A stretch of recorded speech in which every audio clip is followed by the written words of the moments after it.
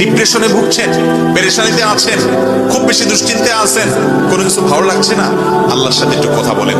আল্লাহ, আপনি আমার সৃষ্টিকর্তা, আপনি আমার মালিক, আপনার কাছে আমার ফিরে যেতে হবে। আপনার কত অবাধ্য হয়েছি, কত নাফরমানি করেছি, কত সীমালঙ্ঘন করেছি, কত নির্দেশ অমান্য করেছি, কত নিষেধ লঙ্ঘন করেছি। আল্লাহ, এগুলোর জন্য পাকড়াও করলে আমার কোনো উপায় থাকবে না। মালিক, এখনো নাকের ডগা নিঃশ্বাস আছে, এখনো ক্ষমা চাওয়ার সুযোগ আছে। আপনি ক্ষমা চাইলে ক্ষমা করে দেন। আমি তওবা করছি, আর কখনো নির্লজ্জ কাজ করব না, আপনার নাফরমানি করব না। আপনি আমার অমুক পাপটা মাফ করে দেন, তমুক পাপটা মাফ করে দেন, আমাকে পাপ থেকে বাঁচায় রাখেন। আল্লাহ, আপনি আমাকে হেফাজত করেন।